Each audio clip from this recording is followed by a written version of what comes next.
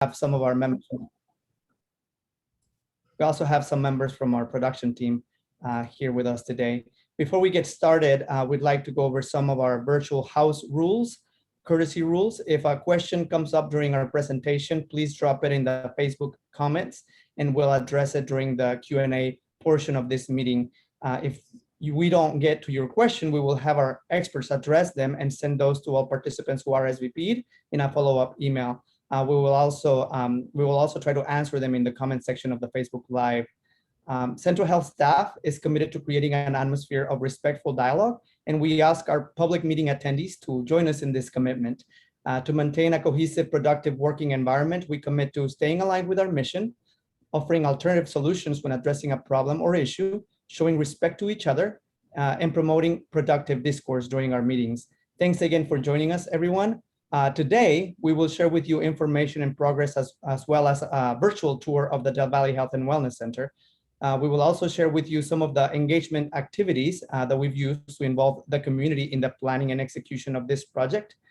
With us today, again, we have Stephanie McDonald, Vice President of Enterprise Coordination and Alignment, representatives from O'Connell Robertson, our architecture and engineering firm, and of course, Mr. Mike Ising, our CEO, who's here with us today.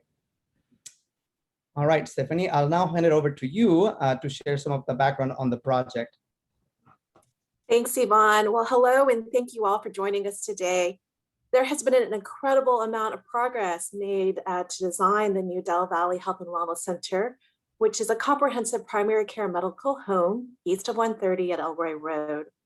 This process has been data-driven and community-informed, and a lot of the credit is really due to the leadership of Rachel Taranjo and the Central Health team and the work of our design team. Designing this primary care medical home, which includes both medical and dental care for adults and children, is O'Connell Robertson. And I'd like to introduce them today and let them lead you on a virtual tour. It's really exciting work. Thank you. Hello, everyone. I'm Jana Duke with O'Connell Robertson. I lead our interiors practice. And with our team, we have Ray Marino and Marissa Z. Shank. So thank you all for having us today. We've been working with your team and your community since January of this year with a lot of really great input. And we're excited to show you where we are in the progress today. So today, on this next slide, we're going to run through a few different views. So we're going to see where we are in the world, so our site plan, and kind of dive into the project specifics of our site plan, and even look at some functional space like our outdoor event space. We'll look at exterior renderings to get an idea of the design of the building. And then we'll look at our floor plan showing the various departments, so the different program spaces that are being offered at this Del Valle Clinic. And then finally, we'll wrap up with some interior 3D design, looking at the main lobby and looking at two of the dental areas, so the adult dental and the pediatric dental. So first, to kind of orient us, Ray, can you flip through our site? Thanks, Jana. So we're looking at an aerial photograph. I want to show you the relationship to the city. We are located east of State Highway 130 between Austin Bergstrom International Airport and Circuit of the Americas. Go to the next slide. As we zoom in, the project site is located on the corner of Elroy Road and Ross Road. It is adjacent to a convenience store at the east and Putnam Elementary School to the west. There are residential neighborhoods to the south with an undeveloped neighboring land across Elroy Road. Next slide. This site will have two access points, one from Elroy Road and the other from Ross Road. The goal was to optimize the site potential to support the Central Health program and its required parking. Some of the key features of the campus will include a covered drop-off, a drive-through pharmacy, and a community gathering space at the north. Next slide. When we look at the outdoor event space, conceptually, we can have a raised vegetable garden and outdoor seating. In addition, a fence runs along the perimeter, providing separation from the parking lot and provides additional security when hosting events. Next slide. This image helps to visualize the size and shape of the building. You can see the drop off in the center. You'll see the pharmacy located on the left, and the open space on the upper right is where we'll have the outdoor event center. We proposed using sustainable exterior materials that would consist of stone seen at the corner and also in the center of the building, with metal panels above the entry canopy, along with a linear brick on either ends. Next slide.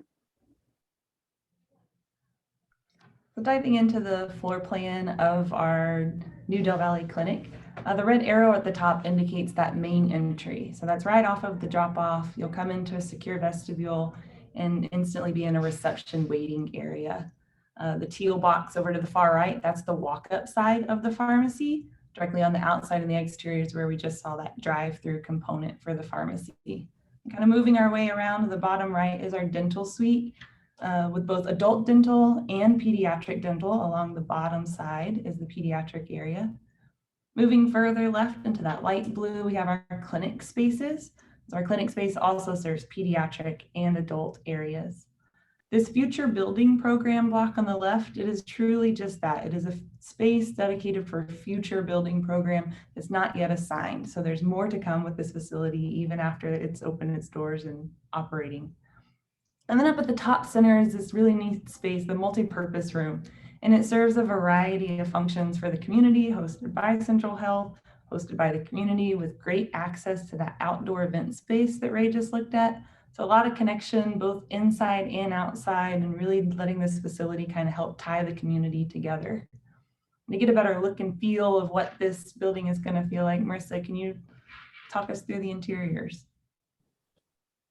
So here we have an overall material palette. Materials are inspired by the community. Durability with materiality is also key in today's healthcare environments.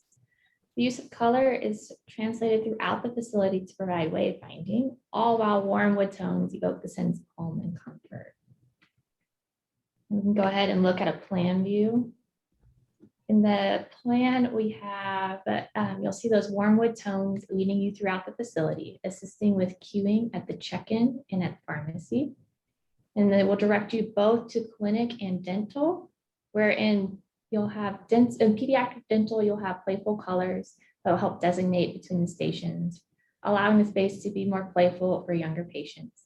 Next, take a look at a 3D view. Stepping inside, we are welcomed by those warm wood tones at check-in and at help desk at your immediate left, providing ample natural light with the glass exterior wall across the entire space. In the back, we have the pharmacy with flanking waiting areas on either side. On the back right, you'll find computer stations to serve as a library resource center for the community. Following the floor pattern, you'll find doors to the clinic and dental located just beyond the check-in desk. Next, we'll go to dental view. Looking in at adult dental, you'll experience lots of natural light. Colors indicating each station to assist in locating rooms in addition to the signage. We have a gray area located on the far right of the corridor for custom art to reflect Del Valle community. And then last, let's look at a pediatric dental view. Finally, we're looking at pediatric, where we have a balance of color, warm wood tones to give you comfort and joy, bright fun colors that distinguish the areas, lots of natural light flowing in, and plenty of space for additional art or graphics for community representation. And this ends our portion of the presentation today.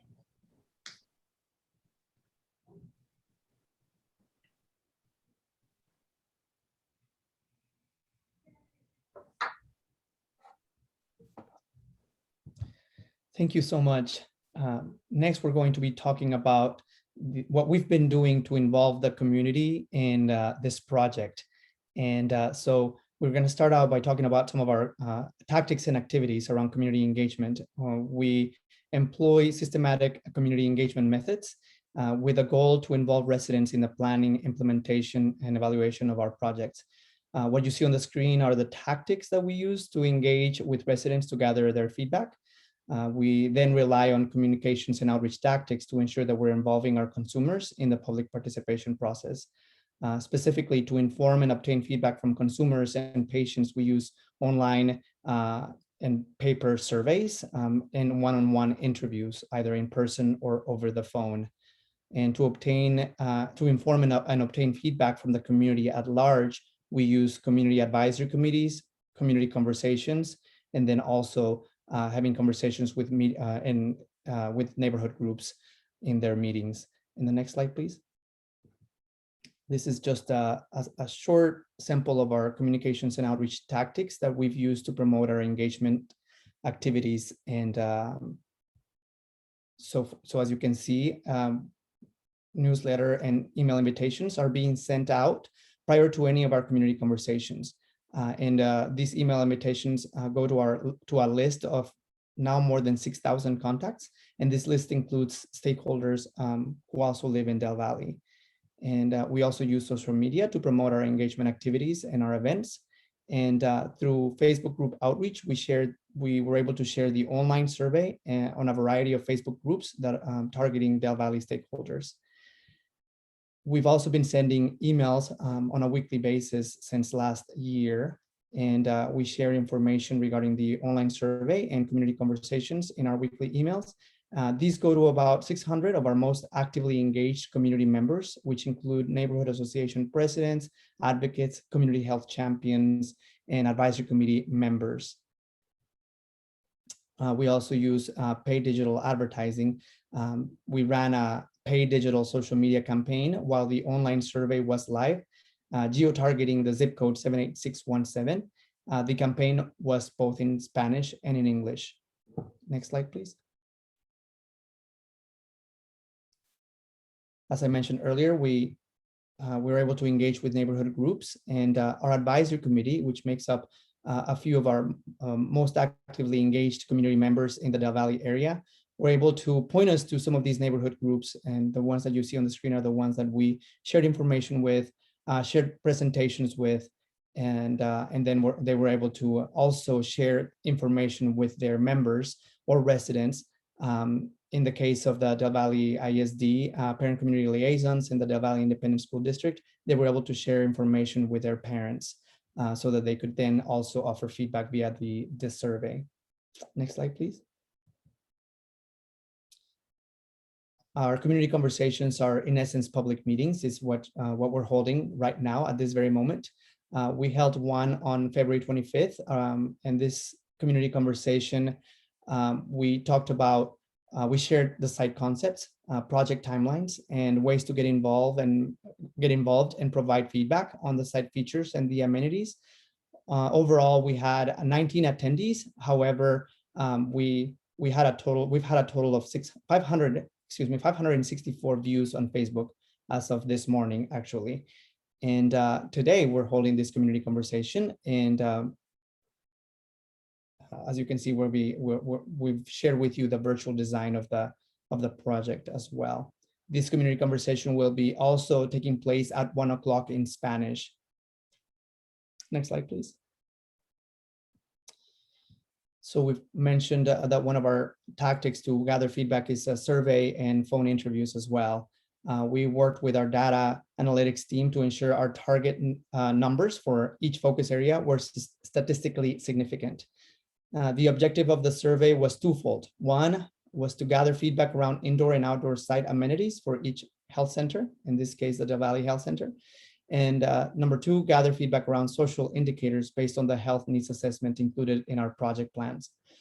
This meant tailoring each of the surveys specific to the needs of each community. So in this case, we tailored this survey specific to the needs of the Del Valle community. Having said that, for the Del Valle Health and Wellness Center, we had 264 participants completing the entire survey. And because we highly value feedback from our MAP members, thanks to our outreach staff, we were able to make a concentrated effort to call MAP and MAP basic members living in these communities. That meant picking up the phone and actually calling our MAP members living in this community. As you can see on the screen, 62% of participants were MAP and MAP basic members, and 38% were non-MAP members. These were people who completed our online survey. In terms of zip codes, 60% of respondents live in the 78617 area, 7% in the 78725 area, and the rest were from a long list of other zip codes. You'll see the race and ethnicity breakdown on the screen as well. And all I can say about that is that in general, MAP survey respondents were of a similar racial and ethnic breakdown as MAP members residing in the area and as residents in the area as well. And so with that, I'm gonna turn it over to Ted, who's going to be moderating a Q&A, and we're going to be looking at some of the comments through our Facebook Live. Go ahead, Ted. Thanks, Yvonne, and thanks everybody who is watching via Facebook Live. As a reminder, if you want to ask questions or contribute to the conversation, please put your comments in the Facebook Live chat, and we will try to answer all the questions live during this conversation. But if we don't get to it or don't have the answer, our experts will work on the responses, and we will send those out. So we can open it up to some questions and comments that we've received. I wanted to ask a quick question, and maybe this is for Stephanie, but could you kind of recap the timeline of this project, where we are now, and what are the next big milestones? Sure, Ted. And I actually might look to Rachel Toronto and the design team as well. But, Yes. you know, we started the active design process, I believe, in earnest, December of 2020. We have, had some work that led to our preliminary project plan approval by the Central Health Board of Managers at the end of January. And that really gave us the green light to move forward. And we've got the design portion of this project pretty much complete. And we are moving into the next phase, which is the development of construction documents. Once we get those construction documents, which is a fairly technical set of documents, we will go out to the contractor community and ask for proposals or qualifications really from firms to be the contractor and to get this clinic built. That ideally would occur this summer, and we would have a contractor on board either late summer or by September of this year and get into to construction. I do think that we should note that we have a site plan permit with the City of Austin under review. We've made that application. That is a lengthy process frequently, and I know many on this meeting know exactly how long that process can be. So we are dependent on some external factors such as the City of Austin review. We do know, and I'll just be pretty upfront with the community, that we've seen an increased cost of materials and a longer time period on some projects recently. I think many people are aware of the not just Austin market, which is even more intense than the national market, but nationally, lots of increases and long times getting materials. So we're going to do everything we can to get this project underway in an active construction, definitely by the end of this calendar year, with significant work happening this early fall. And Rachel and Ray or others, if I have misspoken or if you want to add to that, please.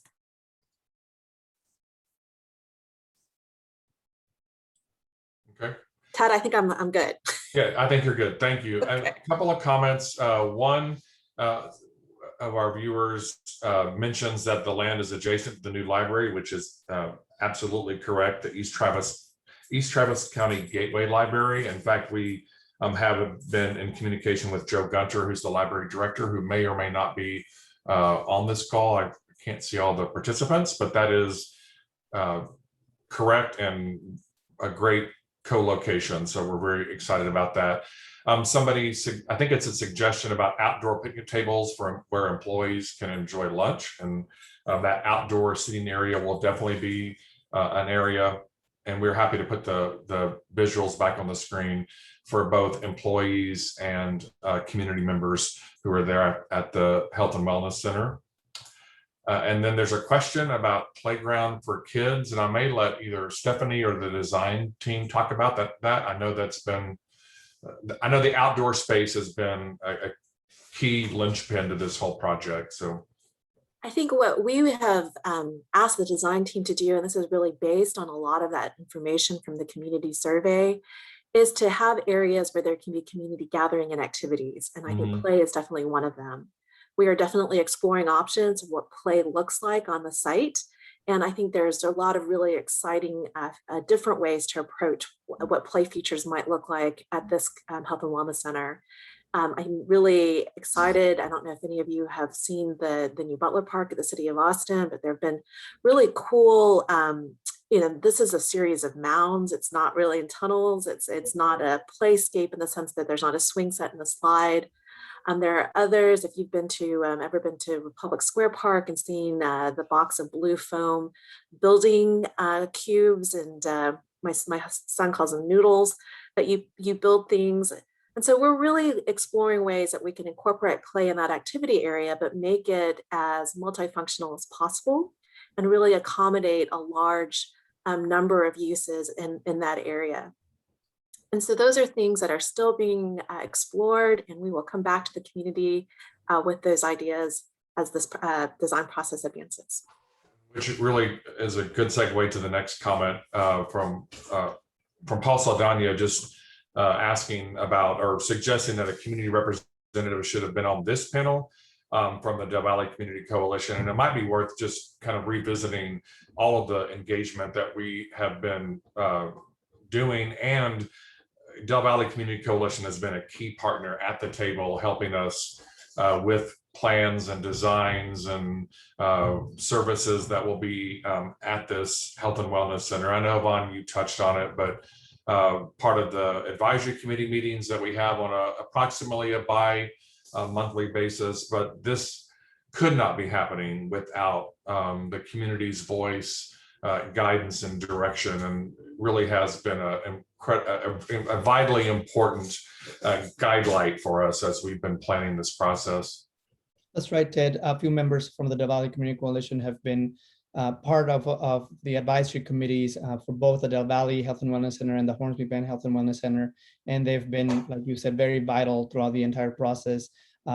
One of them invited us to a Del Valle Community Coalition meeting to come and present. In fact, Rachel here on this call went to present on a Monday evening to at the Del Valle Community Coalition meeting, and then was able to share the link of the survey and more information with them so that they could then disseminate it with their members who were not part of that meeting perhaps. So they've definitely been a key part of this whole process.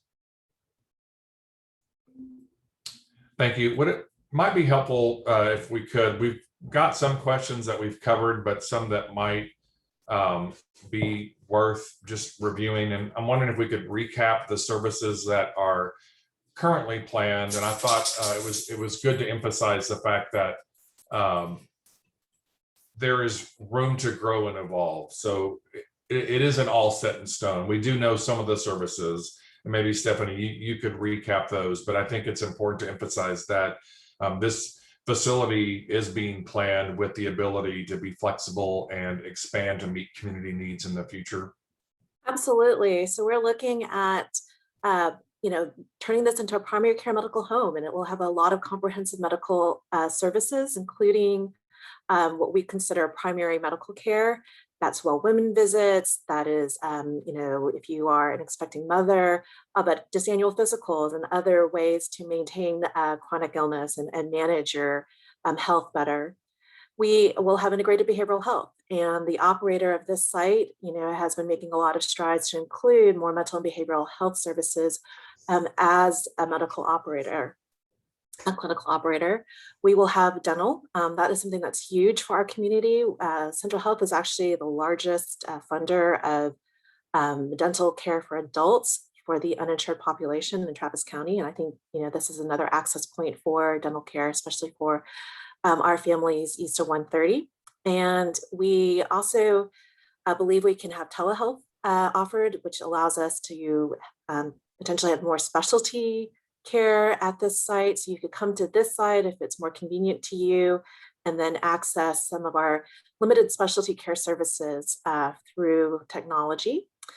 We will also have, I think we recognize that your health is actually more dependent outside of the exam walls. The medical side is just a component, and the larger component, it's really these, what we call social determinants of health. And I think there's going to be a lot of work to try to create programs and partnerships and have education opportunities at the site to help people improve their health and really empower people in the community to take advantage of resources.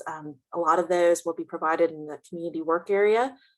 These are virtual services to connect with housing or food assistance. We will have dedicated staff with other kind of programming. There may be a Zumba class and a cooking class in that multifunction room. So we really are looking at an array of both what we might call clinical services, as well as more of the wellness interventions to improve and help people improve their health.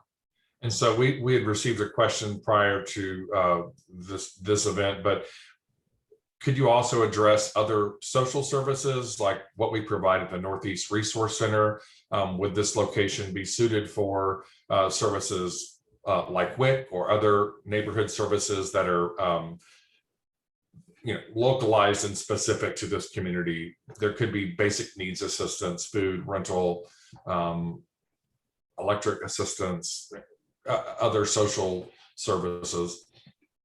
Absolutely. And we have been in planning sessions with both Travis County as well as the city of Austin Public Health, in what can occur at our new health and wellness facilities. We are looking at already, what services can be provided to this location. For example, at the Northeast Health Resource Center, WIC comes monthly with their delivery in the mobile unit. And I think that's something that's can be very easily integrated into this location as well. We have that multifunction room, and we also plan to have these community computer workstations where people can get assistance from somebody on site. I know that there is a digital divide in a lot of our community. And we want to make sure that the folks here have the resources to access online services, because so much of what has happened during the pandemic has shifted those services and require that you have the technology to access them, and also the digital knowledge to log in and sign up and get those services. So that is something we're looking at and have designed into the site. This question may be more suited for either Rachel and our team or the design team, but there was a question regarding, and I know we've had many conversations about this, areas that are prone to flooding. And also, as mentioned, when we first showed the map, it is close to the CODA Circuit of America's racetrack. Could you talk about what assessments were made, what planning's been done to address and or mitigate for flooding, but also to take into account that there are times, periods, weekends when there is a lot of traffic in the area on Elroy Road? And Rachel, maybe this is for you or Ray. Sure, I'll take a stab at starting to answer and then have Ray fill in any gaps. But as far as stormwater management, so flood controls, we're lucky that this site is not in the floodplain. We are putting in sort of stormwater management controls that would be typical for this site, and planning for what is called Atlas 14. So that's the new tool that the city of Austin uses, and sort of the guideline for what is required for stormwater management flood controls. So we are designing to that standard, which is a new standard that looks at flooding totals in a more where are we at actually today with changes to global climate change. So it is more strict review as far as how you have to manage that stormwater. So we are putting that into the design and the civil design for this site. there is a large regional stormwater detention pond. Not to get too technical, but we were able to, at this site, be able to tie into that sort of large regional location. So we will have both on-site controls and tying into regional controls that was designed for that community at large. And then as far as the traffic, this site, again, we did not have to do a traffic study for this particular location, but I will hand it off to Ray to look at how we very early on in the project thought about traffic and access to the site. And most of what we were able to accomplish with that is making sure that we have access from both Elroy Road as well as Ross Road, and having both in, both access points. So Ray, if you want to add anything to that, I will hand it over. Thank you, Rachel. You hit the, you responded well, and there's nothing more I can add to that other than, yes, we did review access points and the stormwater controls that Rachel had mentioned. So all those items were looked at, reviewed, and our design reflects the most appropriate for the site. Thank you. We had another comment, and Stephanie, you touched on social services, but this was specifically regarding food pantry resources. And we do know that that is a challenge for some residents in this area. And I know that's been discussed, having space and services at this location. Right. So this location, right now is going to be Including the really, director. is going to be really focused on and has been filled by those medical services. And we do have the community resource area in the front, and we will have that multifunction room.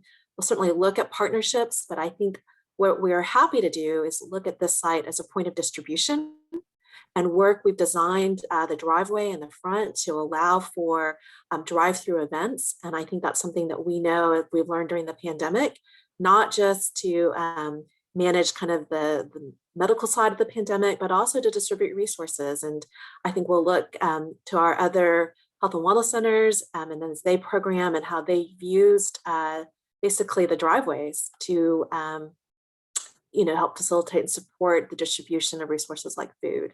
So that's something we're keenly aware of in the design. And one of the things I failed to mention, and I'll just use this opportunity to do it, is this is a really unique site, and it's kind of new for us and our community care partner. This is going to have a drive-through pharmacy. And right now, this is the first drive-through pharmacy in the entire community care clinic system that's being designed. And this is going to be open to everyone in the community. So access to medication, prescription medication is very limited in this area. So we want everyone to get the word out that this will be a place, regardless if you're a community care patient or not, that you can get a prescription filled and you can drive through to do it. I think you made a really good point about just the whole drive-through aspect of services that we've learned through the pandemic, that this became a vital connection point, whether it was for PPE distribution, food distribution, vaccines. So not only this facility, but the Hornsby Bend facility, and there's a community conversation about that later this week. Both have that type of access as part of the design. I don't see any other question. Yes. This is Ray again with Hi, Ray. I wanted to mention, not only do we have the main entry as a drive access point, we also have a secondary access point on the west end side to help with the distribution that Susan had mentioned earlier. Thank you for adding that. So I don't see any more comments or questions, and I think we've covered the ones that we were. One question that we received in advance is, do we know how many people we anticipate serving at this location when it opens, and how does that reflect the demographic report for this area? Stephanie. So, yeah, we did do a lot of analysis and data review about our existing patient population, and then where people are going currently for services from this area. There is, and I'm sorry, I need to go back in and I can certainly get this answer directly back to you. We did look at the number of enrolled medical access program members and community care patients, and those numbers are slightly different. We looked at where they were getting care already. And then, we do some analysis around what the population below 200% of the federal poverty level is. We can get that to you. This is actually a really large site for us in terms of the clinic size. It will be, I think we have room, and Rachel, correct me if I'm wrong, but we have room for two dentists. We have a pediatric area and a adult area, but we also have room for hygienists as well. So I think we can see a really large number of dental patients. And then the medical side, it's definitely a 3-provider site. We could probably even squeeze in some more. We've got some flex rooms in there. And then, as we grow, we do have additional space within the site, which is something we don't have. And I think we're really excited to have that kind of in our back pocket should we need it. Thank you. Mike, did you want to share anything before we begin to wrap up here?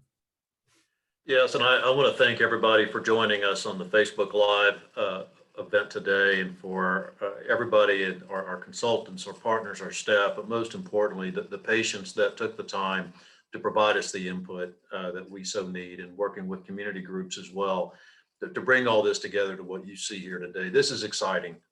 This is exciting for the community.